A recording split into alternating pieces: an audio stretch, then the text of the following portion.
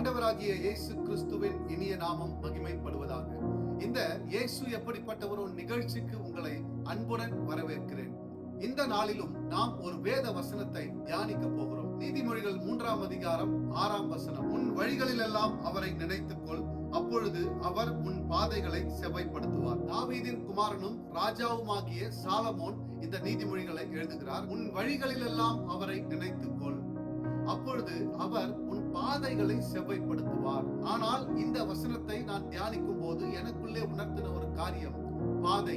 இந்த இடத்திலே நாம் தாவீதை சற்று நினைவு கூறுவோம். ஆனால் சங்கீதம் 119ஆம் அதிகாரம் 105ஆம் வசனத்திலே சொல்லுகிறார், உம்முடைய வசனம் என் கால்களுக்கு தீபமும் என் பாதைக்கு வெளிச்சமுமாய் இருக்கிறது என்று தாவீது சொல்லுகிறார். சங்கீதம் 65:11 சொல்லுகிறார், வருஷத்தை உம்முடைய நன்மையினால் முடிசூட்டுகிறீர், உம்முடைய பாதைகள் நெய்யாய் பொழிகிறது என்று தாவீது சொல்லுகிறார்.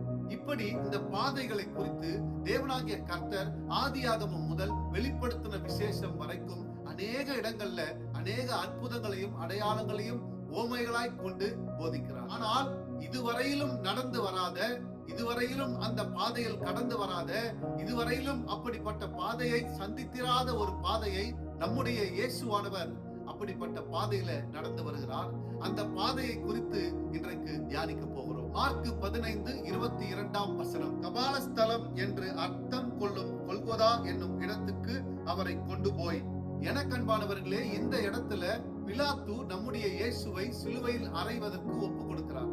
பின்பு தேசாதிபதிகளின் அரண்மனையிலிருந்து அவர் அநேக போர் சேவகரோடு கூட கொண்டு வரப்பட்டு சிகப்பு அங்கியை அவருக்கு உடுத்தி, பின்பு அநேக அவமதிப்பு அநேக காரியங்களை நடத்தி அவரை அந்த அரண்மனையிலிருந்து புறப்பட பண்ணி கபாலஸ்தலம் என்று அர்த்தம் கொள்ளும் கொல்கொதா என்னும் இடத்திற்கு கொண்டு வந்து அந்த இடத்திலே சிலுவையிலே அறைகிறார்கள். இந்த அரண்மனையிலிருந்து கொல்கொதா என்னும் இடத்திற்கு வருகிற வரைக்கும் நம்முடைய ஆண்டவரும் இரட்சகரும் மீட்பருமான இயேசுவானவர் தனக்கு ஒரு சிலுவை கொடுக்கப்பட்டு அந்த சிலுவையை சுமந்து கொண்டு வருகிறார். இப்படி சுமந்து கொண்டு வருகிற அவர் வழியிலே சிரேனே ஊரானாகிய சீமோன் என்னும் ஒருவனை அழைப்பித்து அவனை பலவந்தப்படுத்தி அந்த சிலுவையை சுமக்க சொல்லுகிறார்கள். இப்படி அரண்மனையிலிருந்து கொல்கொதா என்னும் இடத்திற்கு அவர் இந்த பாதையிலே நடந்து வருகிறார். நம்முடைய இயேசுவானவரை கலகம் பண்ணி சிலுவையிலே அறைய ஒப்பு கொடுக்க வேண்டும் என்று சொன்ன அநேக ஜனங்கள், போர் சேவகர்கள், தேசாதிபதிகள் அவருக்கு முன்பாகவும் அவருக்கு பின்பாகவும் நடந்து வருகிறார்கள். ஆனால் இந்த இடத்துல நாம பார்க்க வேண்டிய முக்கியமான விஷயம் லூக்கா 23:27ஆம் வசனம். திரள் கூட்டமான ஜனங்களும் அவருக்காக புலம்பி அழுகிற ஸ்திரீகளும் அவருக்கு பின் சென்றார்கள்.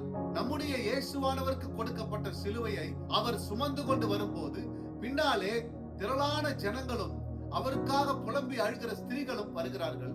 இப்பொழுது நம்முடைய இயேசுவானவர் அவர்களை திரும்பி பார்த்து லூக்கா 23:28ஆம் வசனம். இயேசு அவர்கள் முகமாய் திரும்பி, எருசலேமின் குமாரத்திகளே, நீங்கள் எனக்காக அழாமல் உங்களுக்காகவும் உங்கள் பிள்ளைகளுக்காகவும் அழுங்கள்.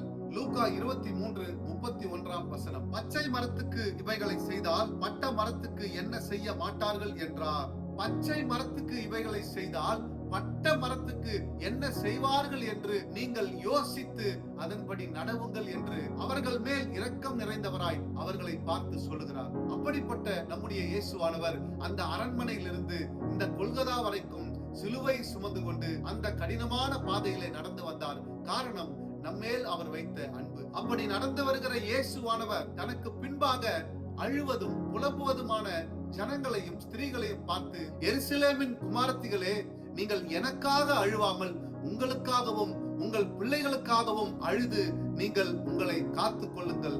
பச்சை மரத்துக்கு இவைகளை செய்கிறார்கள், பட்ட மரத்துக்கு என்ன செய்வார்கள் என்று நிதானித்து நீங்கள் ஜெபத்தோடும் வேண்டுதலோடும் தேவனை நோக்கி அமர்ந்திருங்கள் என்று சொல்லி அவர் அந்த இடத்திலே குறிப்பிடுகிறார்.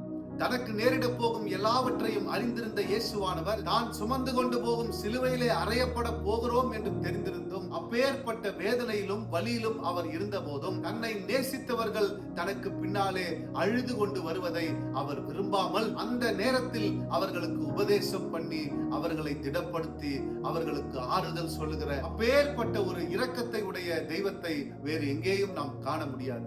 எனக்கு அன்பானவர்களே, இன்றைக்கு நீங்கள் எப்படிப்பட்ட காரியத்தை நினைத்து அழுது கொண்டிருக்கிறீர்கள், புலம்பிக் கொண்டிருக்கிறீர்கள், இதோ நம் கண்ணீரை கண்டிருக்கிற ஒரு தெய்வம் நமக்கு உண்டு. அவர் சமூகத்தில் போய் நீங்கள் அழுது புலம்பி உங்கள் காரியத்தை தெரிவியுங்கள். கர்த்தர் பெரிய காரியங்களை உங்கள் வாழ்க்கையில செய்ய வல்லவராயிருக்கிறார். சாலமோன் சொன்னது போல அவர் தாமே கடினமான பாதையில நடந்து வந்து நம்முடைய பாதையை செவையாக்குகிறார்.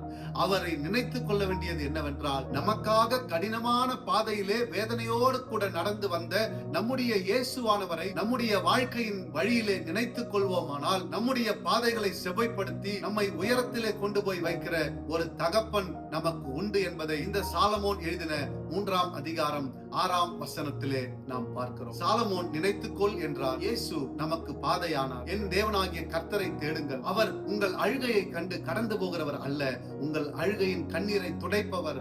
அவர் உங்கள் பாடுகளை தாமே ஏற்றுக்கொண்டு பலியானவர், 3ஆம் நாளிலே உயிர் தெழுந்தவர். என் தேவனாகிய கர்த்தரை தேடுங்கள்.